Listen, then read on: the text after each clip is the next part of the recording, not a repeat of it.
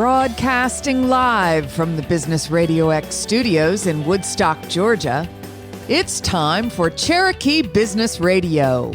Now, here's your host.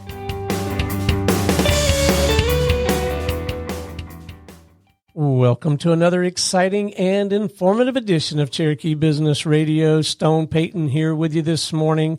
And today's episode is brought to you in part by Woodstock Neighbors Magazine, bringing neighbors and business together. For more information, go to Facebook and Instagram and find them at woodstockneighbors.bvm. You guys are in for a real treat this morning. Please join me in welcoming to the broadcast with Design and Remodel Brothers, Mr. Jim Garip. How are you, man? I'm doing excellent today, Stone. Thank you. Well, it is a delight to have you in the studio. You and I have had a chance to hang out a little bit together at Young Professionals of Woodstock. That's right. So excited to have you guys here in town. I know you got some cool stuff coming up, and I want to make sure we talk about that. And please make sure that we do before we wrap. But I think a great place to open the conversation, and I got 1,000 questions. We're probably not going to get to them all. Shoot away. But maybe a good place to start would be if you could articulate for me and our listeners, mission, purpose. What are you, your brother and your team, what are you guys really out there trying to do for folks, man?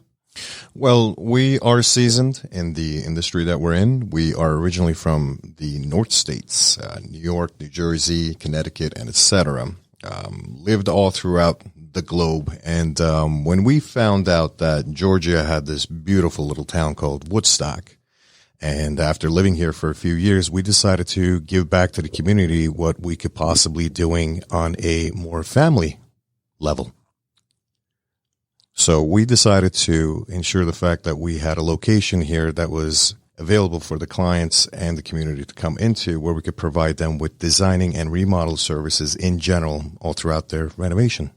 So are you finding that the community is embracing you guys, that the business community is embracing you guys? How do you find the climate, if you will, the business climate here? What do you think so far? I think it's spectacular, Stone. I think that Woodstock definitely is developing still.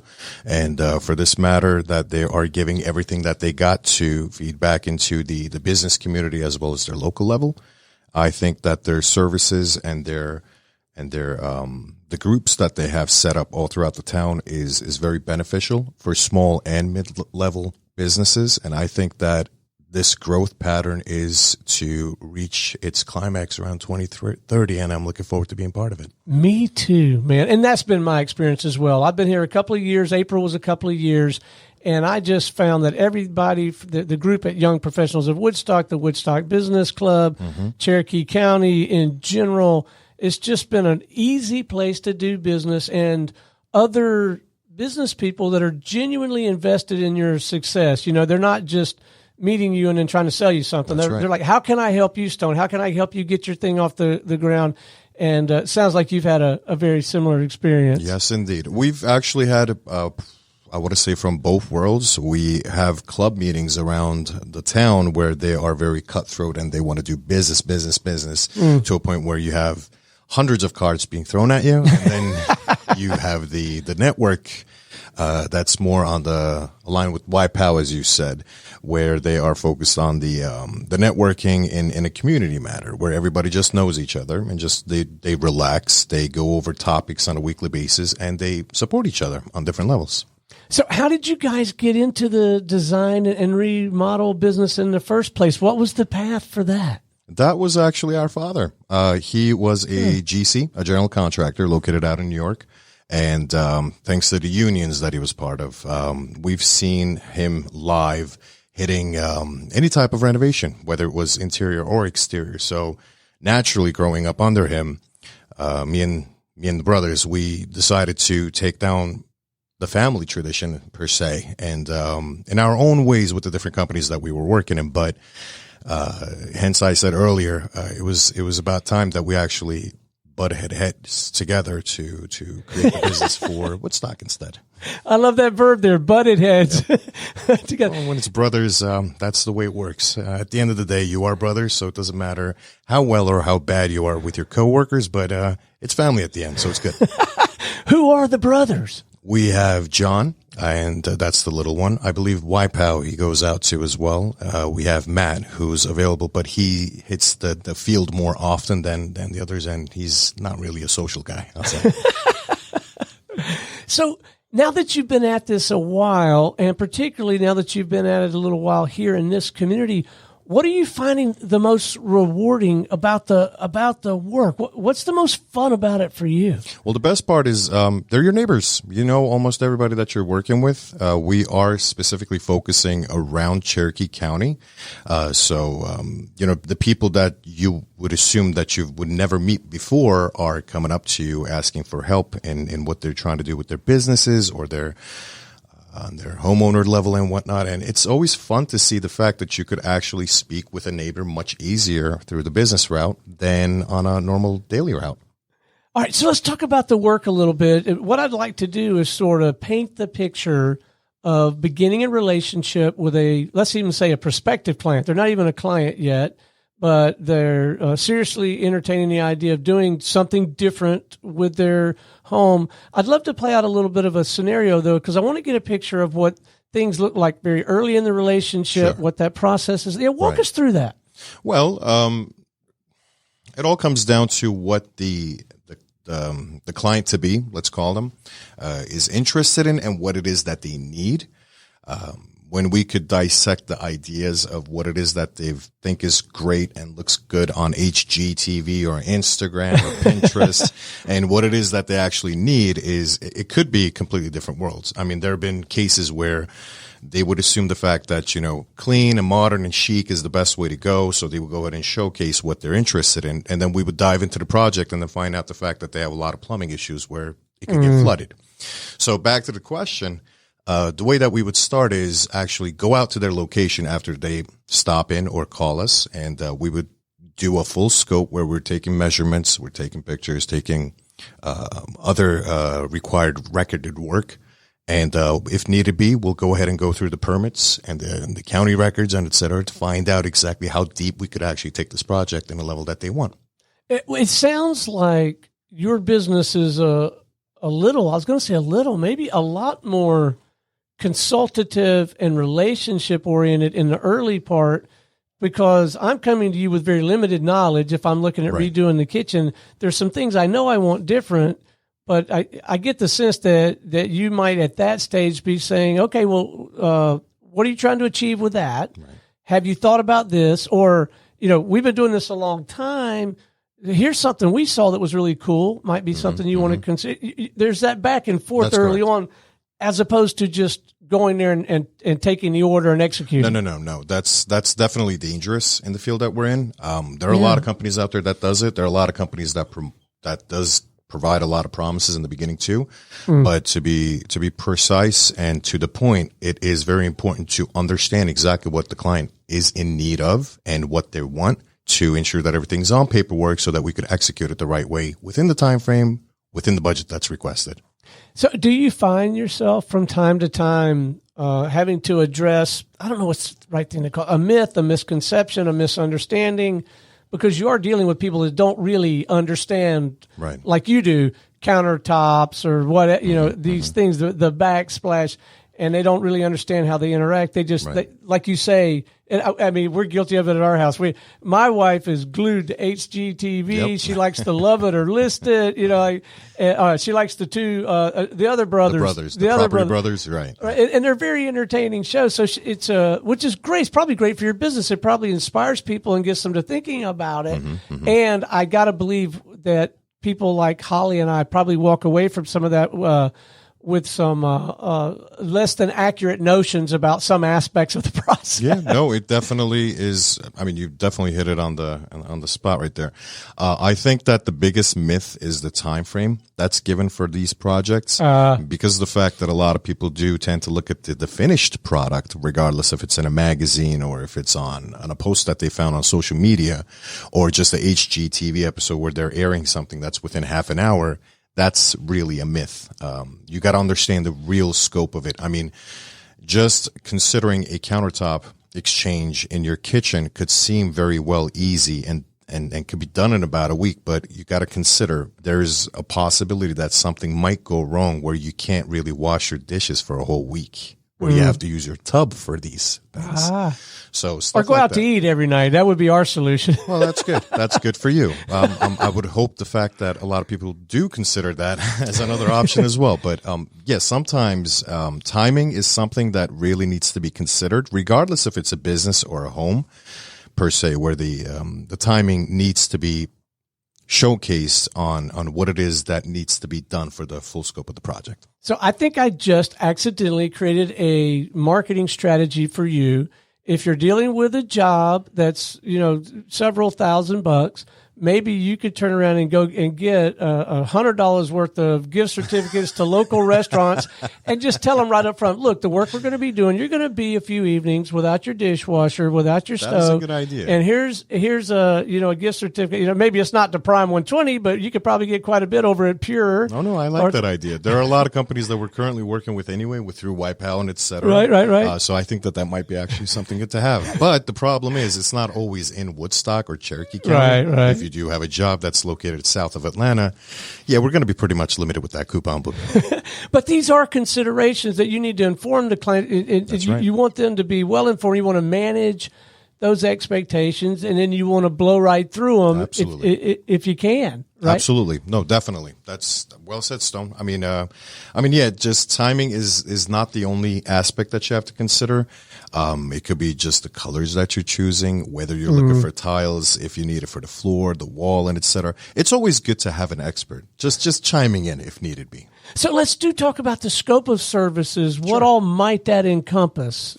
Well, we do specialize in kitchens and bathrooms, thanks to our father. That was the GC work that he was primarily focused on. But that's never limited to what it is possible to do.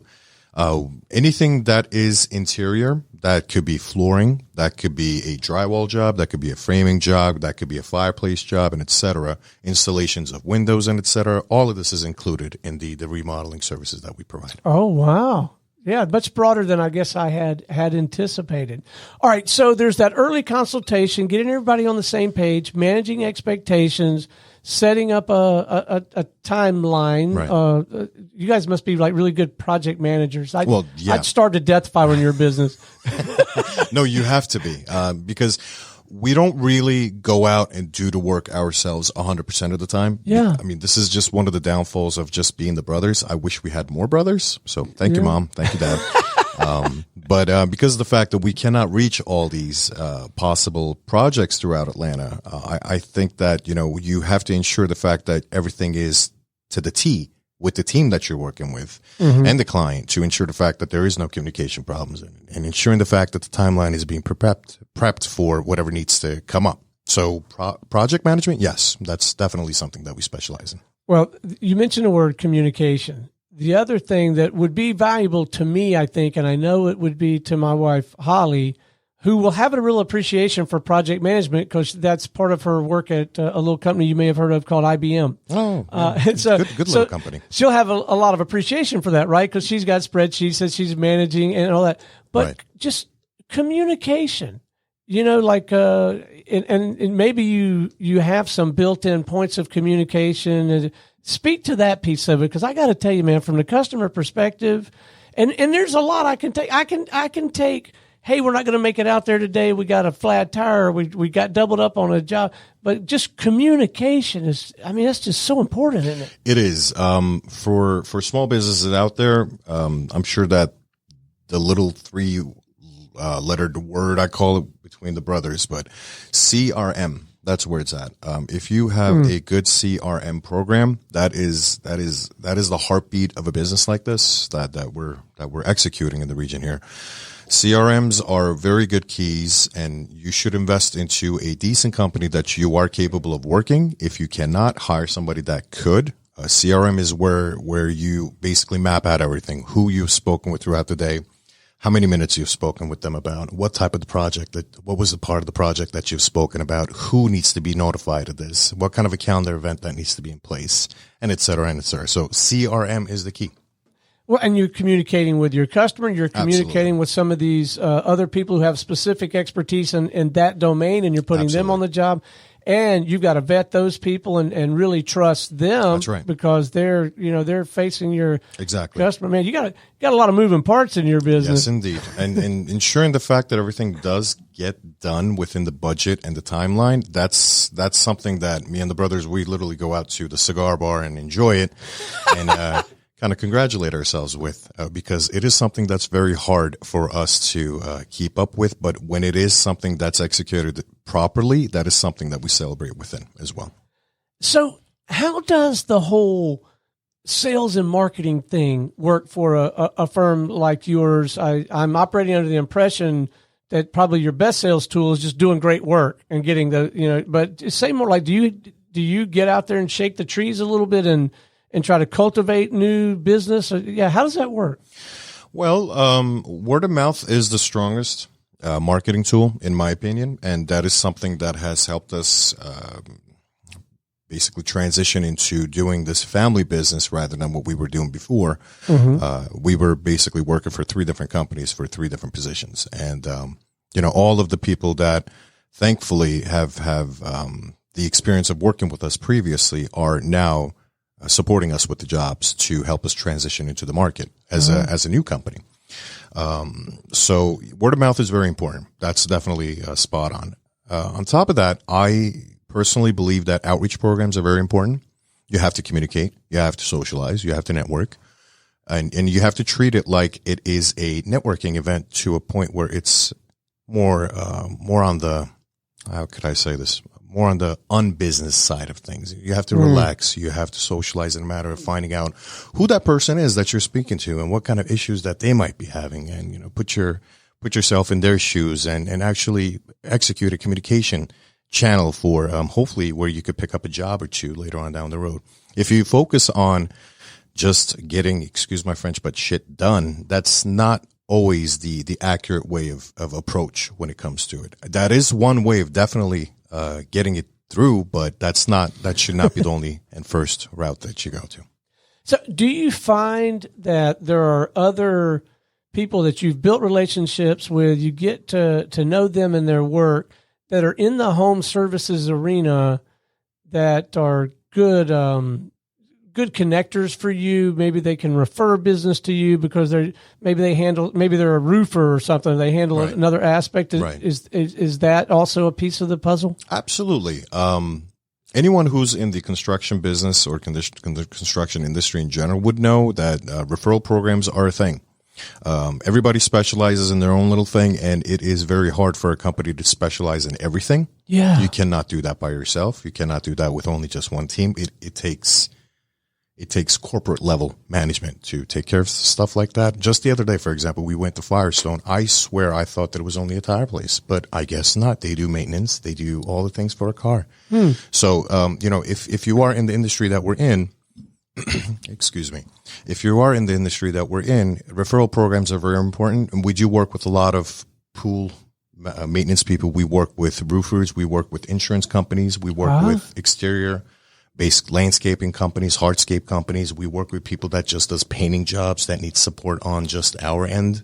Again, if we do keep that communication channel open with these businesses on a professional and on a personal level, it does come back to us at the end. Well, and I got to tell you guys, I've known Jim for a little bit now. Jim is that guy, Mr. Roofer, Mr. Pool Person. His first move is not going to be, how can you send me some business? His first move is going to be, well, what can I do to help you?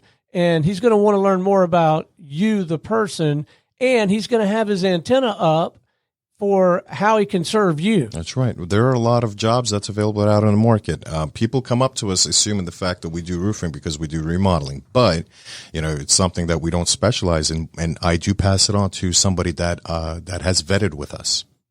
And really, it's the right thing to do, but it's also it's good mojo, but it's almost enlightened self-interest if you can be the guy that knows the guy, exactly. Right? Exactly. It's one of the things that's fun about having a radio show because, every week I'm talking to different people and, you may need a custom sport coat. Well, I got a couple great places for you to go. Well, that's good to know. And if I send you there and you mention me, I don't know if they're going to give you a price break or not, but they're going to make darn sure they serve you well. Yeah, there you go. Right? That kind of thing. It's good to be the guy that knows the guy. Exactly. Right? Exactly. No, that's. I mean, yeah, you got to be stone.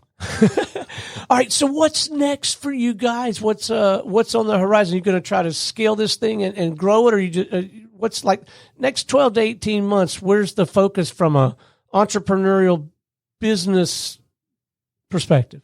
Well, for the next year, we are trying to just focus on the shop that we have and utilizing all the social networks that we do have, and ensuring the fact that we are keeping a steady ship, as they say, because it is very, very important to ensure the fact that you are giving your best and everybody is getting the best out of you. And once we could take care of that for the next year, the next step would be to moving into importing material from wherever it needs to be, because that's something that we've done with other companies that we were working with, and it drastically brings the prices down. So that's something that we're definitely looking forward to down the line. Yeah.